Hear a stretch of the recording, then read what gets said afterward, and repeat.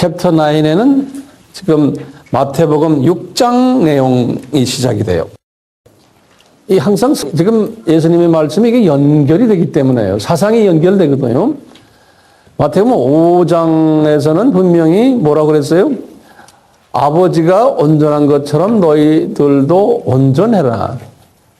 이제 그러면 온전하라는 것이 뭔지 이제 좀 감이 오죠.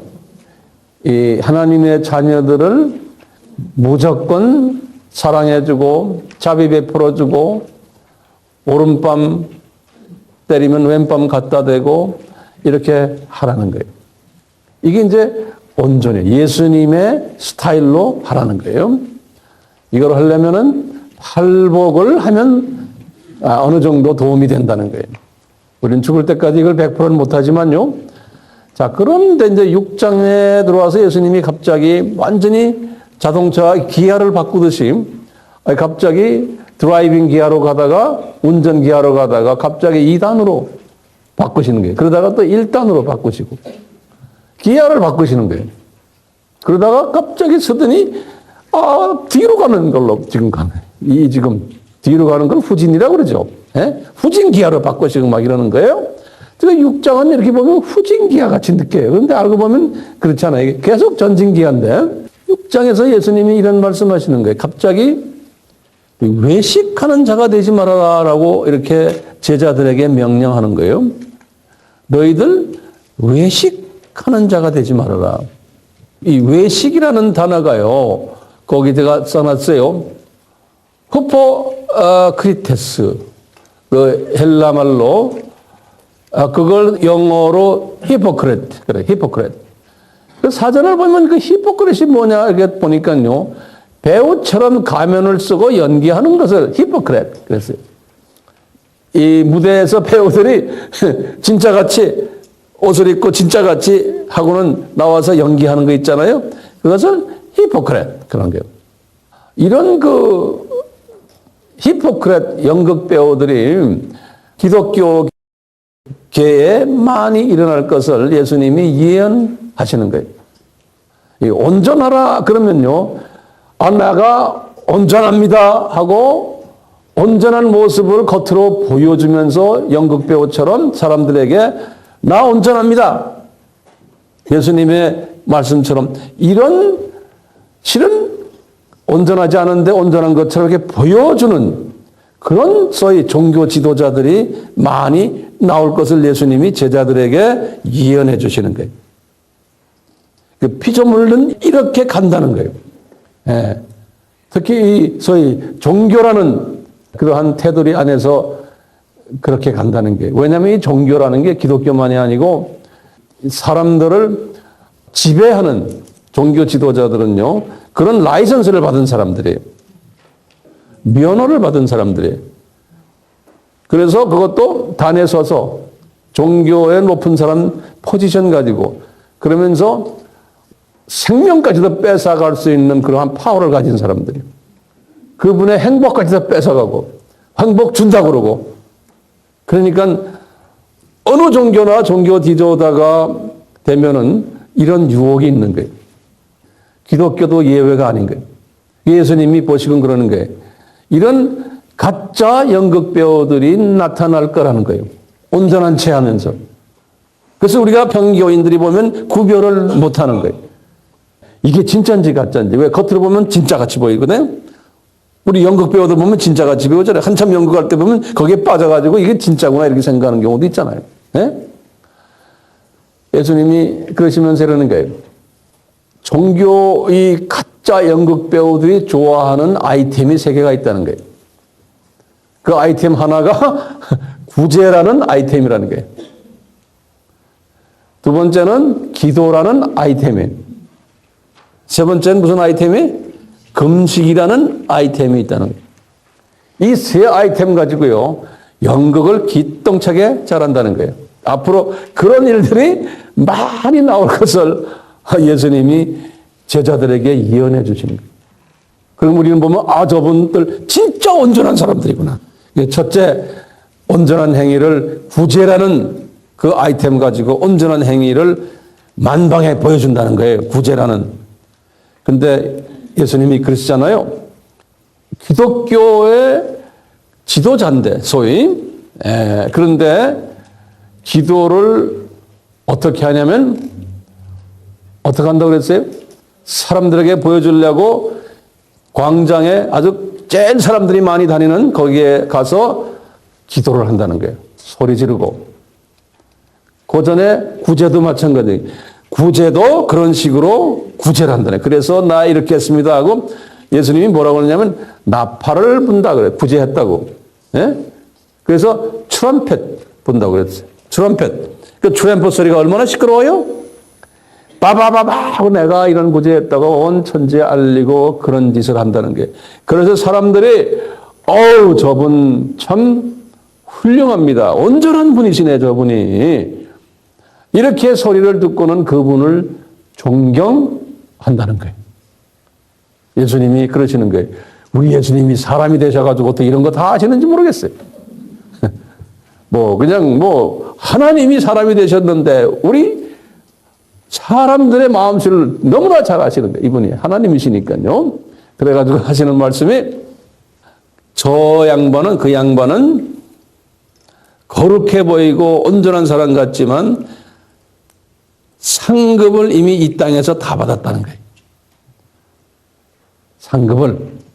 사람들에게서 존경받고 사람들에게서 종교 지도자라는 명칭을 받고 사람들이 그 사람을 우러러본다는 게. 그렇기 때문에 제가 그러죠. 간증하러 나올 때 황 목사님 얘기하지 말라고 그랬죠. 왜? 내가 손해봐요. 절대로 하면 안 돼요. 예. 제가 불편해요. 예. 그러면 그렇게 말할 때 전 구석에 앉아서 주님 죄송합니다. 주님 죄송합니다. 저 봐주세요. 예. 왜? 제가 이 비밀을 알기 때문에 그러는 거예요. 내가 영광 받으면 안 되잖아요. 내가 칭찬받으면요. 그러니까 예수님이 하시는 말씀이 뭐예요? 네가 이 세상에서 사람들에게서 칭찬받고 존경받았다는 거예요.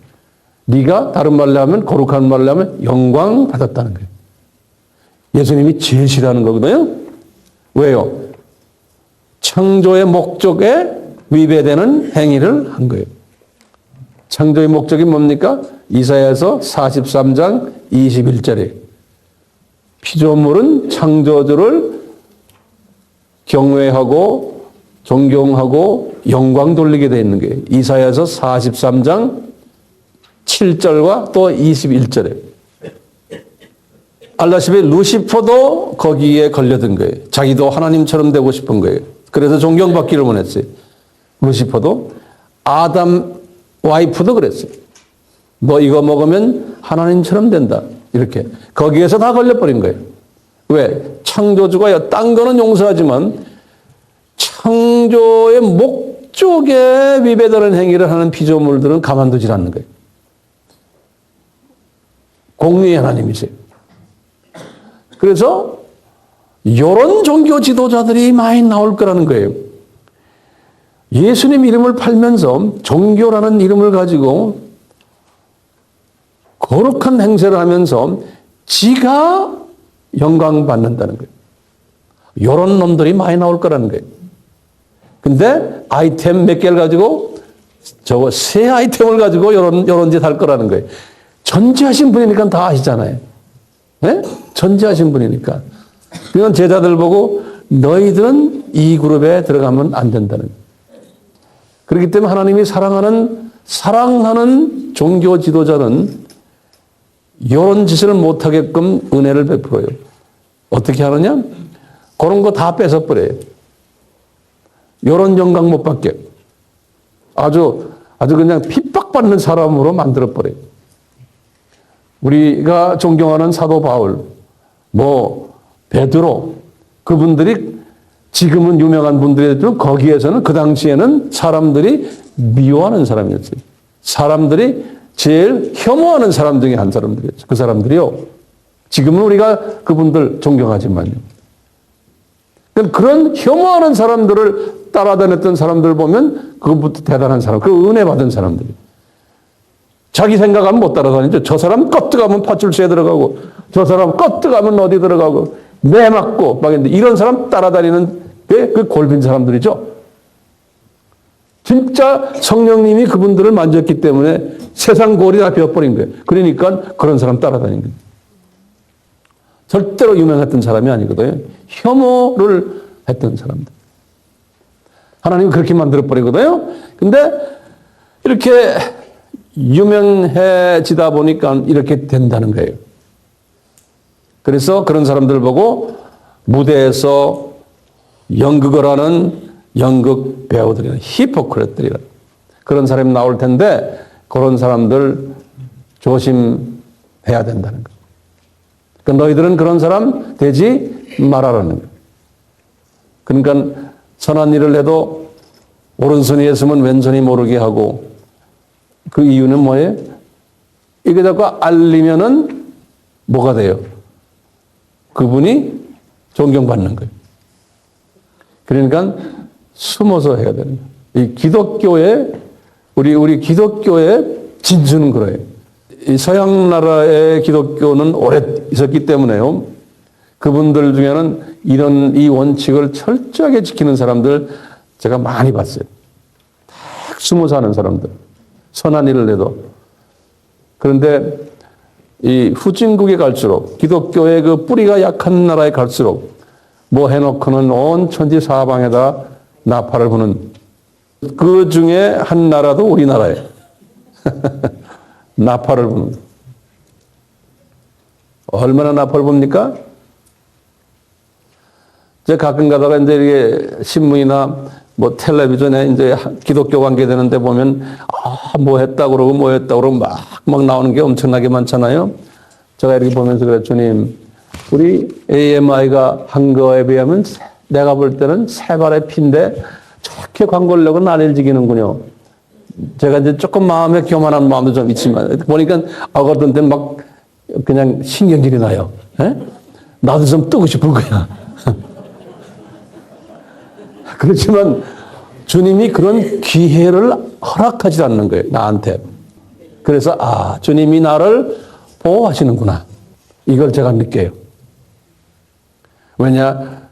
이 황 목사도 뜨면은 이게 정신없이 뜰 기질이 있기 때문에 그러니까 주님이 보호하시는 거예요. 그러니까 이게 정말 주님의 사랑이에요. 이런 걸 보면요. 그래서 구제를 할 때는 숨어서 하라는 거예요. 그러니까 우리가 헌금을 내도 실은 이름을 적지 않고 내는 게 실은 주님이 원하시는 거예요. 헌금을 내도. 그런데 이제 이 이름을 내는 것은 뭐 또 이유가 있어요.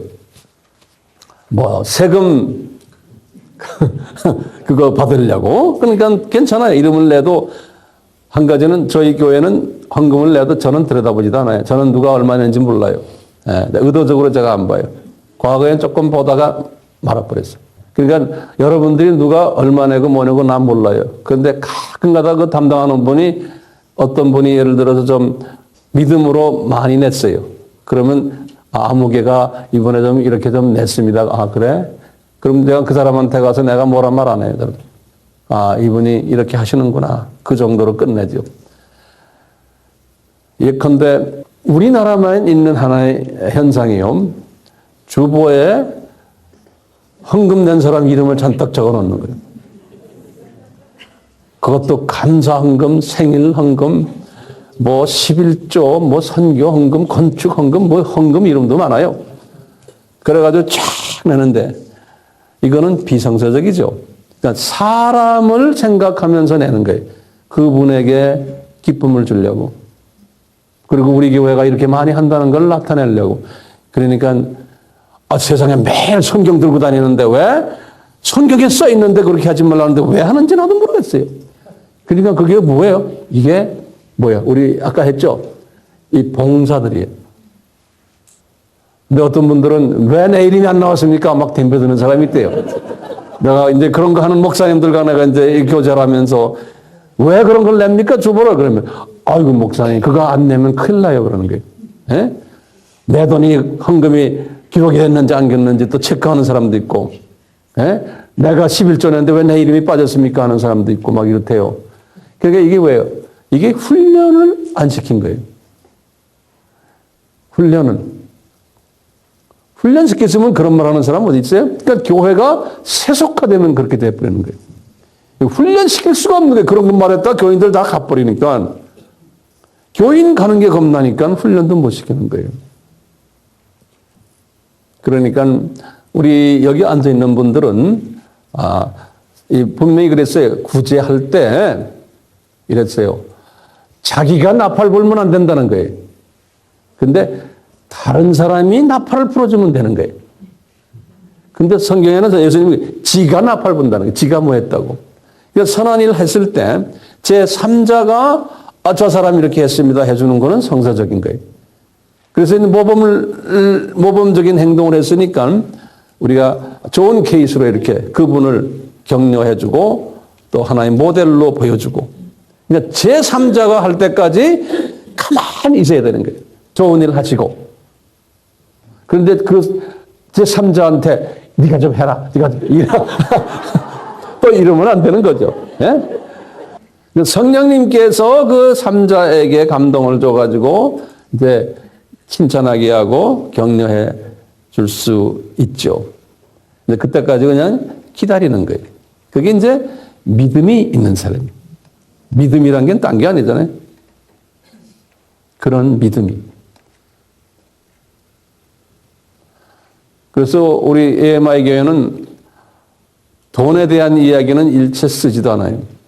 왜? 거룩한 교회 주보에 돈이 거기 써 있으면 거룩해 보이지가 않아요. 예. 그리고 뭐 우리 교회는 조그만 교회라서요. 또 돈은 크게 내는 사람도 없어요. 한두 사람이 있어요. 한 서너 사람이 있어요. 누군지 내가 말할 필요도 없어요. 그렇지만 대부분의 사람들은 이름도 없이 그냥 이렇게 막 내니까요. 좋아요. 그러니까 나팔을 제3자가 불도록 기도를 하세요. 선언을 하시고. 자, 이제 그래서 이제 이 구제의 아이템 가지고 이런 종교 행위를 하는 분들이, 종교 지도자들이 있다는 거예요. 누가 그래요? 예수님이 그러시는 거예요. 그러니까 당연히 그런 분들이 있어야 돼요. 왜? 예수님이 있다고 그랬으니까요. 그런데 문제는 나나 여러분들은 거기에 빠지지 말았으면 하는 거죠. 그 다음에 이제 온전한 행위를 예수님이 기도 말씀하셨잖아요. 기도요. 네. 여기 이제 뭐 구제에 관한 이야기들은 쭉 나오니까요. 그냥 보시길 바라요. 참고로 거기 보면 3페이지에 보면 2번에 제가 말한 대로 그들의 오른손이 한 일을 왼손이 모르게 은밀히 in secret으로 구제하기를 바라고요. 하나님께서 꼭 갚으신다는 거예요. 구제한 것을 마태복음 6장 4절에 지금 다 그런 얘기를 하셨어요. 그래서 이제 성서에 보면은 몇 사람을 지적하시면서 이 사람들은 특별히 구제를 잘했다 하는 예수님께서 말씀하신 사람들이 있어요. 제3자가 말해주는 거예요. 그 중에 이제 대표적인 분이 여기 고넬료예요. 사도행전 10장 4절에 하나님이 그 고넬료의 구제를 기억하셨기에 이제 순수 이방인으로서는 거의 최초로 성령 세례를 경험하는 복을 받은 사람이에요. 고넬료의 구제를 기억하신 거예요. 이 사람도 아마 나팔을 안 불었던 모양이에요. 고넬료가. 그러니까 주님이 기억하신 거예요. 나팔을 불어놓으면 주님이 기억한 바 없다 그러는 거예요. 그 다음에 또 나팔을 안 불면서 구제한 사람이 다비다. 사도행전 9장 36절에 요 다비다의 선행과 구제라 그렇게 성서에 써 있는데요. 이 사람이 이게 선행하는 일과 구제하는 일을 열심히 했는데 이 사람이 병들어 죽게 됐어요. 그러니까 이런 선한 일을 하는데도 병들어 죽게 된 사람이 있어요. 다 죽게 됐는데 하나님이 베드로를 보내가지고 기도해서 이제 낫게 한 사건이에요.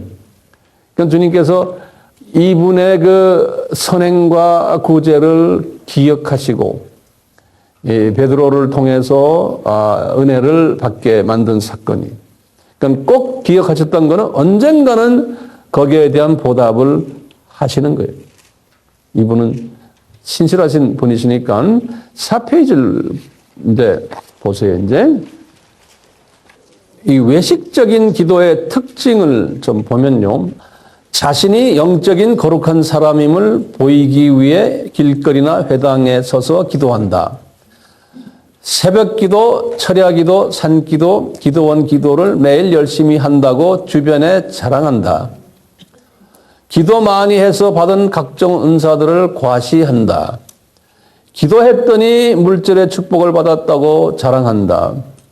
근데 가만히 있으면 좋은데 이제 이렇게 하고 돌아다니는 사람들이 있죠. 예, 그게 이제 우리는 정상으로 보거든요. 우리 한국교회는 제3세계 교회와도 똑같아 정상으로 봐요. 그리고 한국 선교사님들이 가서 가르치는 것도 이런 식으로 가르쳐요. 그러니까 지금 많은 선교지가 우리 한국 스타일로 이런 식으로 특히 기도 쪽에는 이런 식으로 물이 들어있어요. 외식적인 기도의 결과 기도는 많이 하는데 성품은 전혀 변하지 않고 옛 성품 그대로이다. 저는 여기다 가로치고 좀 심한 말 이런 말 쓰고 싶어요. 기도는 많이 하는데 개떡 같은 성품이다. 네. 우리나라는 새벽 기도를 아주 대단하게 하는 나라로 소문이 나서 새벽 기도에 가지 않으면 우리나라에서는 권사도 될 수 없고 장로도 될 수 없고 뭐 전도사, 목사, 선교사는 말도 안 될 수 없어요. 그건 아주 필수예요. 근데 그렇게 새벽 기도를 많이 하는 나라인데 다른 나라는 새벽 기도라는 게 없어요. 이 선진국은 새벽 기도라는 게 없어요. 근데 한국만 있어요. 좋은 거죠. 기도 많이 하니까. 그런데 서로 싸움하고 다투고 이 세속화된 건 또 제일 한국교회예요. 그래서 나는 고민하는 거예요. 아니 새벽 기도를 이렇게 많이 하는데 목이 다셔가지고 하는 사람도 많고 기도원이 엄청나게 많고 한데 왜 이 열매는 이 모양이냐 이거예요. 네. 이게 고민이 아니에요? 제가 아는 목사님들, 전도사님들 새벽 기도 뭐 열심히들 하죠. 근데 새벽 기도 이렇게 가서 보면요. 기도하는 것보다 예배에 참석해서 목사님이 또 설교하는 거예요, 새벽에.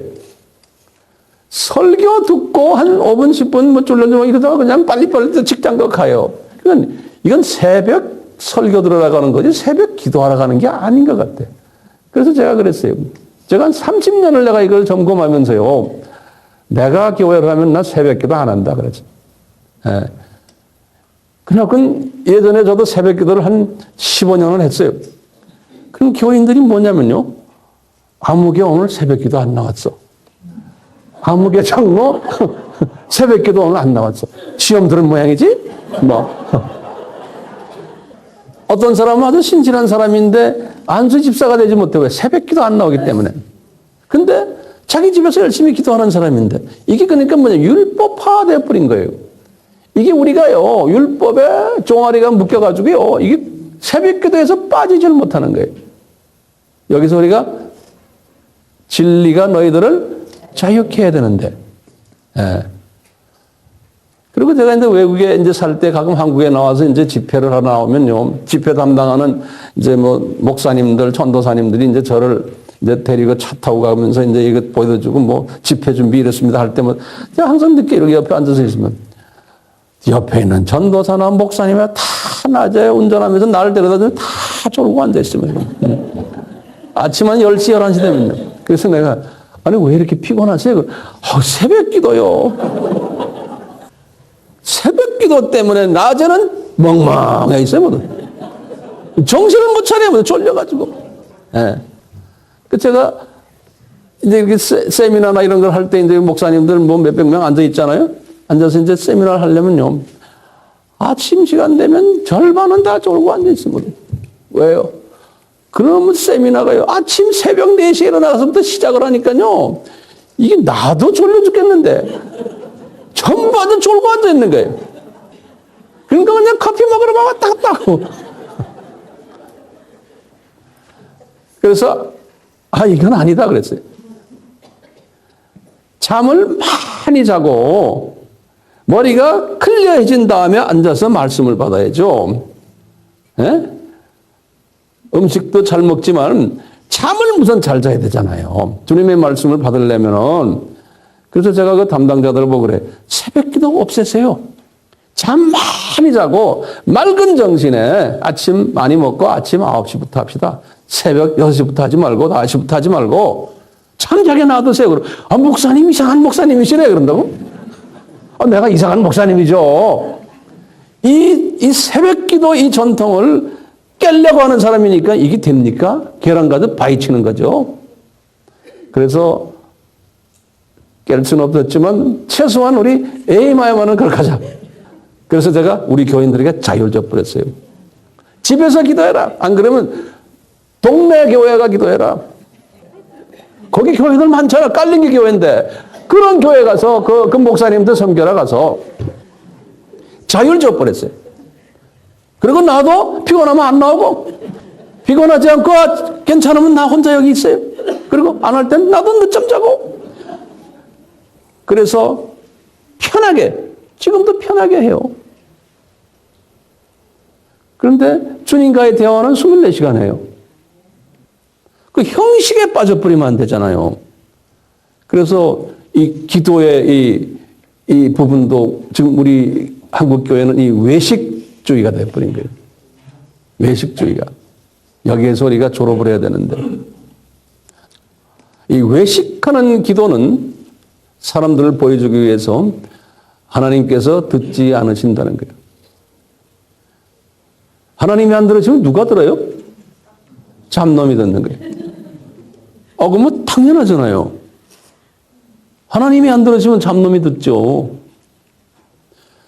그래서 이제 우리 한국교회 이런 부분들을 제가 이렇게 지적을 해서 좀 미안하지만 이렇게 집회나 이런 데 가면요. 이제 이런 게 있죠. 이제 사회자가 나와서 우리 한번 통성기도 합시다. 그러죠. 그러면 주여 주여 한 3청 하고 그 다음에 이제 마이크다 대고 이제 그 사회 오는 분이 막 기도하잖아요. 내가 그랬어요. 제발 좀 그렇게 하지 마시오. 그건 당신 기도지 다른 사람 기도 방해하는 거요. 그러면 무슨 말 하는지 아세요?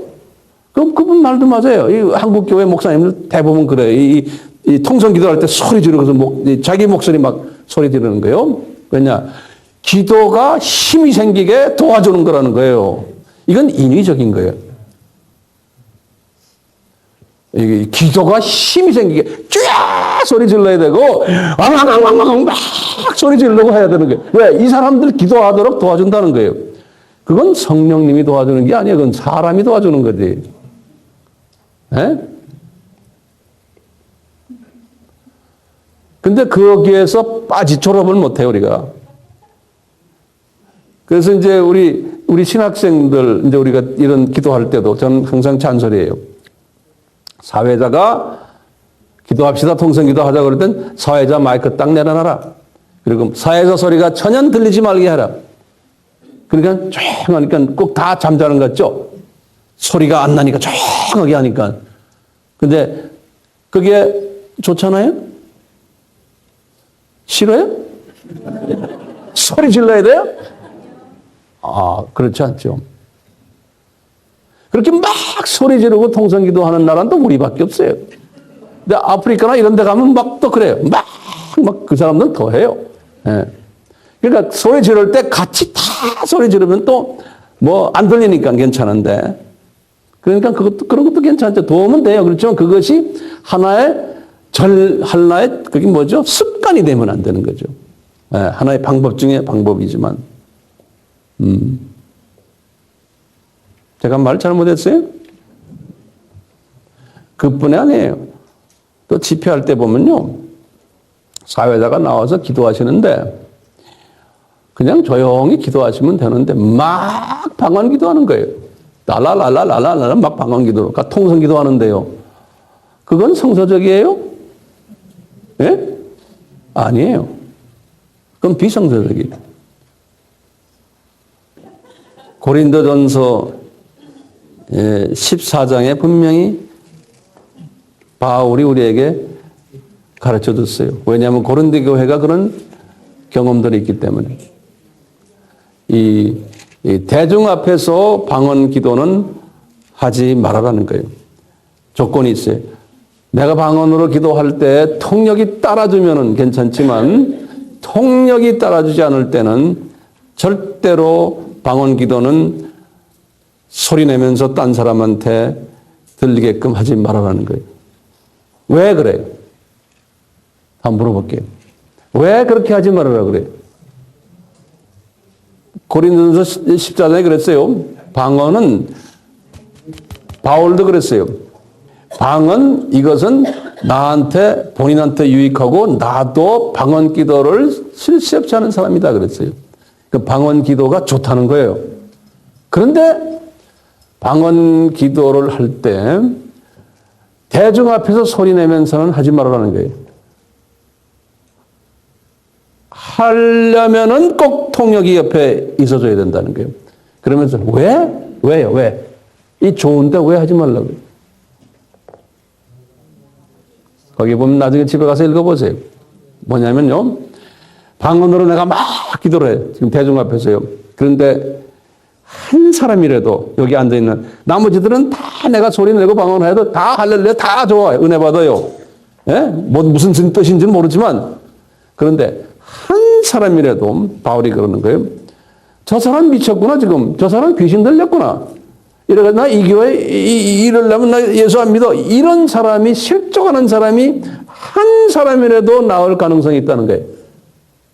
100명, 200명, 300명 앉은 중에서. 그렇기 때문에 통역이 따라주기 전에는 공중방언 기도는 삼가라 그러는 거예요. 왜요? 한 소자가 그분 때문에 거침돌이 돼서 넘어질까 봐 그러는 거예요. 한 소자가. 그러니까 주님께서는 그 한 소자가 넘어지게 한다면은 마태복음 18장에 분명히 그랬죠. 6절부터 쭉 하면은 연자 몇 돌 메고 물에 빠져 죽는 게 낫다. 그 부분이 나 때문에 한 사람이 넘어질까 봐. 이제 바울이 그렇게 말씀하시는 거예요.